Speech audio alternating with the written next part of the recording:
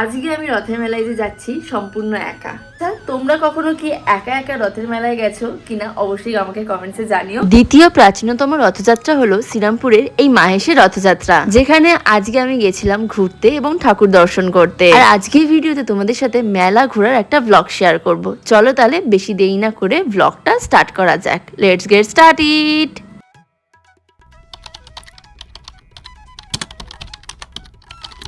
Hello everyone, welcome back to my channel, myself Kasturi and welcome back to another exciting vlog.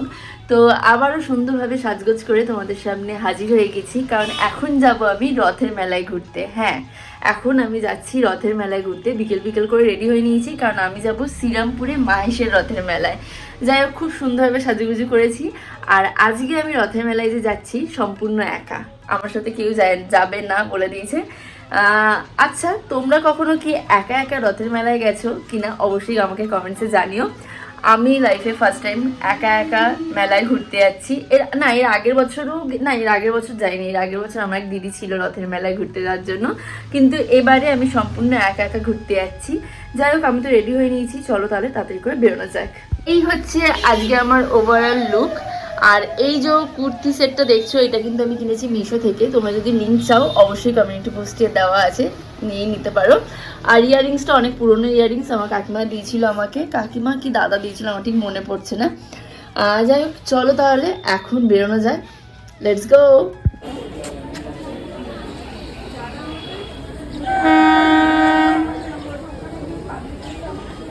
ইদানিং যেরকম মেঘলা weather থাকে, আজকেও ঠিক সেরকম মেঘলা ওয়েদার ছিল। তাই ভেবেছিলাম হয়তো সন্ধ্যেবেলা আমি মেলায় যেতে পারবো না ঘুরতে। সন্ধ্যের দিকে যেহেতু বৃষ্টি কমে গেছিলো, তাই আমিও ট্রেন ধরে সোজা চলে গেছিলাম শ্রীরামপুরে।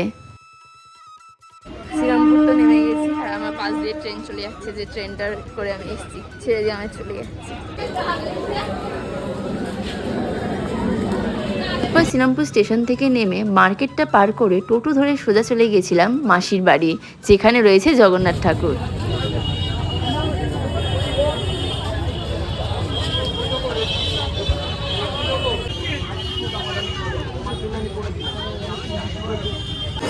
এখন এসেছি শ্রীরামপুরে মাসির বাড়িতে। জগন্নাথ প্রথমে দর্শন করব, এরপর মেলায় ঘুরতে যাবো। তাই জন্য ভাবলাম আগে ঠাকুর দর্শন করে নিই। সোমবার দিন জগন্নাথ বাড়ি চলে যাবে, আমরা চলে যাবো সুন্দর করে। রোববার থাকবো, চলে যাবো সুন্দর করে চলে যাবো। এটা একটা দিকে ঠাকুর দর্শন করা হয়ে গেছে। মন্দিরে প্রচণ্ড ভিড় ছিল, যার জন্য তো এখানে মাসির বাড়িতে জগন্নাথ ঠাকুর প্রণাম করে নিয়েছি। এরপর এখান থেকে বেরিয়ে গেছি, চলে যাচ্ছি। জগন্নাথ বাড়ির কাছে হচ্ছে রথের মেলাটা বসে, মাসির বাড়ির কাছে খুব একটা বেশি মেলা বসে না, যার কারণে। পুরীর পর শ্রীরামপুরে মাহেশের রথযাত্রা হলো দ্বিতীয় প্রাচীনতম রথযাত্রা। তাই বলতে পারো এই জায়গাকার রথযাত্রার মাহাত্ম্য অনেকটাই বেশি রয়েছে। এই রথের মধ্যে কি সুন্দর নিখুঁত কারুকার্য করা আছে, দেখতে রথটা অপরূপ সুন্দর লাগছিল, কি তাই না? তো তোমরা তো দেখেই নিলে, জগন্নাথ ঠাকুর দর্শন করে নিয়েছো। আমি এখন যাচ্ছি হচ্ছে মাসির বাড়ি থেকে, মানে যেখানে এখন ঠাকুর রয়েছে সেখান থেকে জগন্নাথ বাড়ি যাচ্ছি, কারণ ওই জায়গাটার ঠিক পাশেই বসে হচ্ছে রথের মেলা। আর এখানে প্রচুর টোটো আছে, যে তোমরা টোটো করেও যেতে পারো কিংবা হেঁটেও যেতে পারো। তো আমি হেঁটে যাওয়াটাই প্রেফার করছি একটুখানি, যেহেতু সেই কারণে। তো চলো এখন রথের মেলায় ঘুরতে যাই। যেই কারণে এসছি, সবার প্রথমে ঠাকুর দর্শন করে নিয়েছি, তারপরে এবার মেলা ঘুরি, খাওয়া দাওয়া করি, যা কিছু করি। তো এখন মেলায় যাব, গিয়ে একটুখানি ঘোরাঘুরি করে তারপর বাড়ি ফিরতে হবে তাড়াতাড়ি করে। শ্রীরামপুরে এখন মারাত্মক লেভেলে ভিড় হচ্ছে, জাস্ট প্রচুর টোটো, প্রচুর অটো, আর আমি এখন ওইখানে যাব। আর দেখো, তোমাদের সাথে গল্প করতে করতে আমিও চলে এসেছি মেলার একদম গেটের সামনে। চলো তাহলে এখন মেলায় ঢোকা যাক। মাহেশের রথের মেলায় ঢুকে পড়েছি। বিরাট বড় রথের মেলা বসেছে, তোমাদের এক ঝলক জাস্ট দেখাই ভিড়ের মধ্যে। তাও ভিড়টা একটু কম আছে। এই হচ্ছে আরো ভেতরে রথের প্রচুর দোকান রয়েছে, মেলার দোকান। চুড়ি কি দারুণ লাগছে। হ্যালো কিটিটা কি কিউট লাগছে। ও দাদা, এটা কত দাম আছে? 300 দাম বলছে। কানের দুল, কত রকমের কানের দুল, বাট আমার অনেক আছে, আর নেবো না।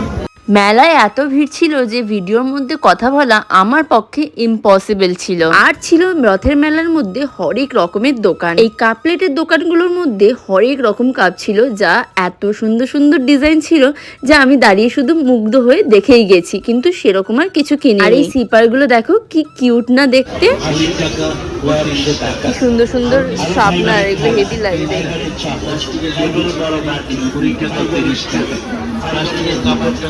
30 টাকা সেলে এই দোকানগুলোতে কোনো রকম ভিড় হবে না সেটা হতেই পারে না। এই দোকানটাতেও কিন্তু বেশ ভালো ভিড় ছিল। তার মধ্যেও ছিল এই সুন্দর ফুলের দোকানটা, যেখানে তো হরেক রকমের রং বেরঙের ফুল ছিল। আর জানো, এই মিনি মিনি লিপস্টিক গুলো মাত্র 20 টাকা করে দাম ছিল।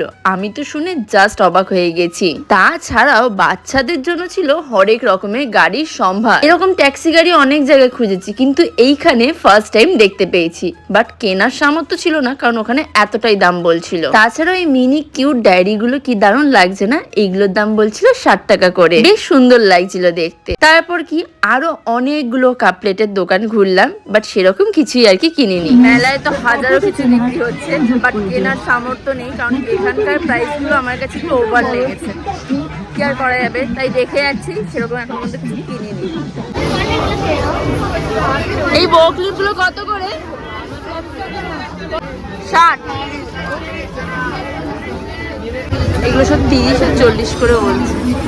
ভালো হয়েছে দেখতে। আমি আজকে পত্রিকা করেছিলাম মেলা থেকে কিছু কিনবো না, কারণ অনেক কিছু রয়েছে আমার কাছে। বাট নিজেকে না সামলাতে পেরে এই কানের দুলটা কিনেছি 30 টাকা দিয়ে। আর কতগুলো চেন দেখেছিলাম যেগুলো খুব সুন্দর লেগেছে। মেলায় ঢুকে বুঝতে পারছি না কোনটা ছেড়ে কোনটা নেবো। অলরেডি একটা ইয়াররিংস কিনে নিয়েছি, আর কিছু নেওয়ার নেই, কারণ ওভার প্রাইস লাগছে সেই কারণে। পকেটে সেরকম টাকাও নেই, তো বেকার বেকার এত খরচা করে কোনো লাভ নেই। দেখি আর কি পাওয়া যায় না পাওয়া যায়, যদি কিছু মনে ধরে তাহলে নেবো।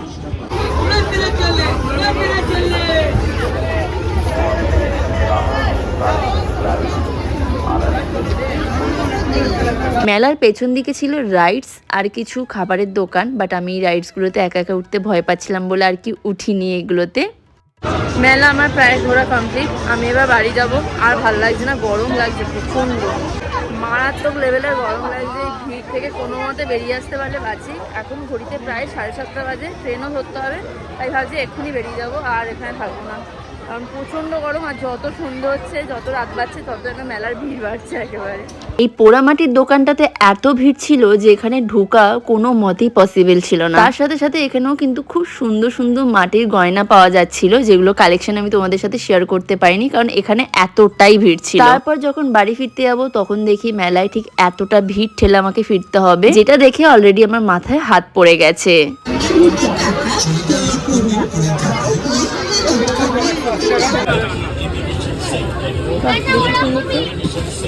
ভেবেছিলাম হয়তো ওখানেই মেলা শেষ, কিন্তু যেদিকেই দেখাচ্ছি সেদিকেই হাজারটা রাস্তা আর গলি, পুরো পুরো একদম গুলিয়ে ফেলছে। যাই হোক, আর ঘুরতে ইচ্ছা করছে না, ভাবছি এবার বাড়ি সত্যি সত্যি চলে যাবো। বাট এই দোকান ছেড়ে ওই দোকান, ওই দোকান ছেড়ে এই দোকান ঘুরে যাচ্ছে। অ্যাট লাস্ট এই মেলার কোনো মতে ভিড় ঠেলে আমি শেষমেশ গেটের বাইরে আসতে পেরেছি। তারপর এত ভিড়ভাট্টার মধ্যে টোটো ধরে স্টেশন যাচ্ছি এখন। আরো একটা কথা বলে দিই, শ্রীরামপুরের কিন্তু এই রথের মেলা প্রায় 1 মাস ধরে বসে। এই তোমরা যারা যারা ভাবছো যে শ্রীরামপুরের রথের মেলায় ঘুরতে আসবে, তারা কিন্তু এর মধ্যে ঘুরতে চলে আসো। সো এখন ট্রেনও ঢুকে পড়েছে, চলো তাহলে এখন বাড়ি ফেরা যাক। আজকের ব্লগটা এইটুকু, বাই।